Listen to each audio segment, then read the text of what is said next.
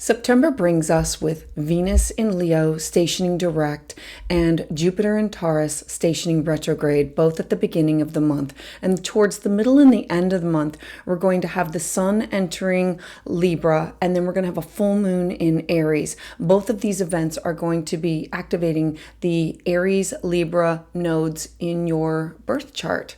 So hi and welcome back. I am your astrologer, Patricia Tate, and if you're new to my channel, welcome. To get updates as soon as they're released, please subscribe. And if you are returning, thank you for all the likes and comments because I greatly appreciate you. So this is your September 2023 astrology forecast. So for Leo Sun and Leo Rising, we have on September 3rd, Venus stationing direct in your first house of self. So something has been going on with you that a new look, things that you value. It could be clothes, it could be being pregnant or weight loss or a new name like grandmother, healer. I'm not 100% sure what's going on in your personal life, but Leo is you. It's your first house. And Venus going back over, had you going back over that area of your life. And so now it's coming to an end and you're able to sort out all these issues and now you're going to find more inspiration. Now is going to be a really good time that you're going to take everything that's happened and say, and now I want to try that new hairstyle. Now I want to try this. Now I want to do this. This is how I want to look. This is how I want to be known. This is what I want to go after for myself. Venus is love and money and things that we value.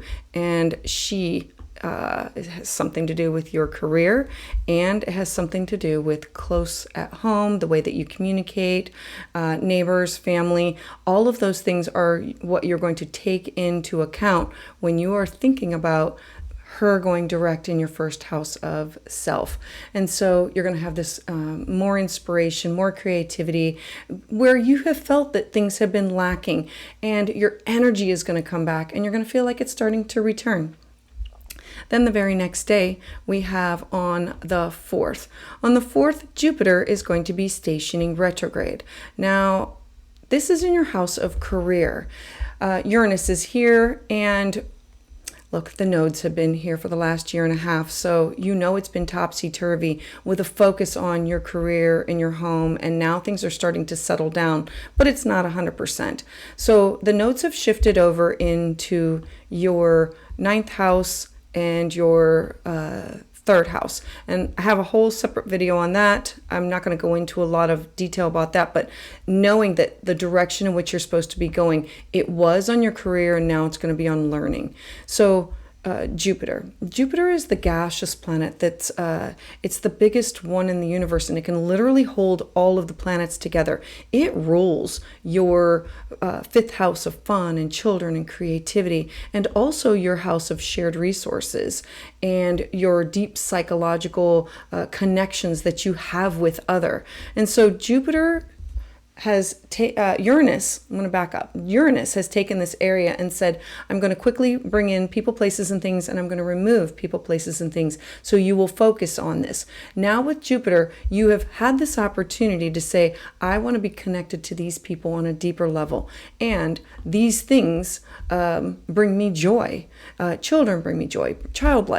Being childlike, music or creativity or anything that reading books, travel, whatever brings you personal joy, that is up for a shift or a change. It's about spirituality and learning and foreign people, places, and things, and understanding and this connection. And so Jupiter in retrograde is about taking all of those thoughts and those ideas that you've gained and saying, now I need to not look elsewhere. I need to take everything that I have learned and take it within, because I've got enough information. It's going to change who I am on a core, at a core level. And this is going to have to do with your career, your purpose of where you're going, or the mark that you want to leave on society. When Jupiter stations retrograde, it's also an opportunity to work through karma and to say, you know what? that no longer suits me. That I understand it. I can move on past that. I get it. I see the bigger picture and I'm ready to release it. Wherever we have Taurus, and for you, this is your career sector, your public image sector, we are slow and sometimes stubborn. We don't want to change. And so I'm encouraging you to be more flexible with this in this area of your life and accept the changes, to go within, sit with everything that you've covered, sit with everything that you've learned, the information that you've gained, and say, what brings me joy? And the deep connections that I have with people, I want to connect with those people. And how does that change me with who I want to be with in the outside world? And what kind of a mark do I want to leave on society? Then moving forward on September 14th. So on September 14th, we're going to have this beautiful new moon in the sign of Virgo. Now, I like new moons. And in the sign of Virgo, Virgo is detail-oriented and organized and structured, and it's about having a plan.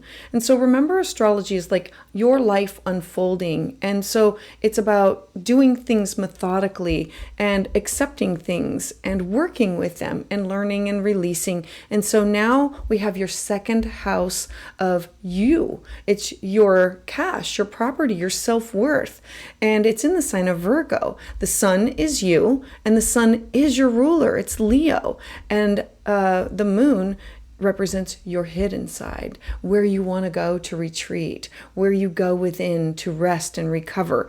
And are you taking time out? It's about planning these new projects. It's about having a plan for work, or for these schedules, or for these routines, something that better suits you, because it is about you, and it is about you saying, I can work on this, but I also need some time that is downtime. I value this, but this is where I need to work on this. And so new moons, set your intentions, and you're going to want to focus on things that you can finish quickly, that have been stalled for a while, because the very next day, so on the very next day, we have Mercury stationing direct in the sign of Virgo. This is really going to help things for you. Mercury is now saying, hey, we've gone back over this area. We've worked out our personal finances. I've sold things that no longer bring or of service to me, or that I want, or I have acquired some things. Wherever we have Mercury is an opportunity to communicate and to go back over our personal resources. And so now you're going to feel like you're back on track. You're going to work to get these things done. You're going to work to get them organized. And it might take a little bit of time in the beginning to get adjusted to it as it stations forward. But once it does, give it a few days, you're going to feel more like normal. You're going to have your regular work ethic back, and set aside some time for you to shine, being the Leo rising, and for your Cancer, I need to take some time out for rest and recovery, so I'm not out there in the world all the time. And then moving forward on to the 23rd. So on the 23rd, we have the sun entering the sign of Libra. The reason this is so important is because we have the nodes.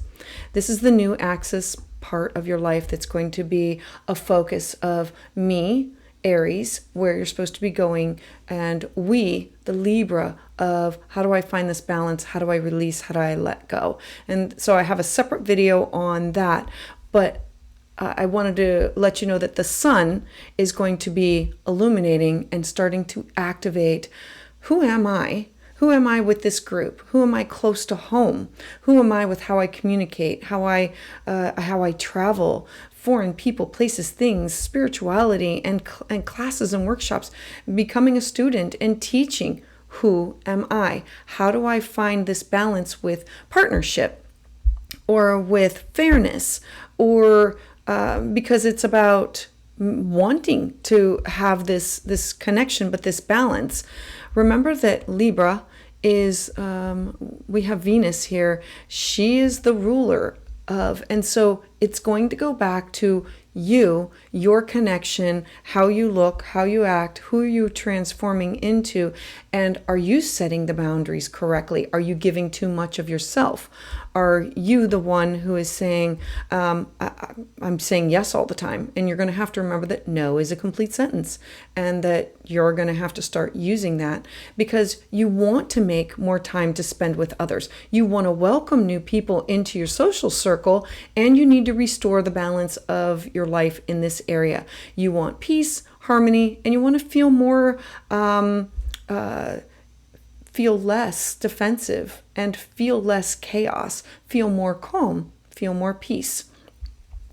Then on the 29th, we move forward with a full moon. Now, this is where you're going to start to see things come full circle. So we have the sun still illuminating that area of your life. And now we have a full moon up at the top of your chart in your 9th house. So this is signaling some kind of an ending. I'm ready to move on from this. You do have the nodes here. So the nodes are, the north node is, this is the direction I'm supposed to be going. This is supposed to end. This is a culmination. This could be a culmination with traveling or with learning, classes, workshops, having something published. It doesn't have to be a bad ending. It could be that something naturally ends, and now it's time to progressively move forward with this area of my life. Know that Mars is the, Aries is the ruler of Mars. And so these are connected. The sun is connected, being opposite of.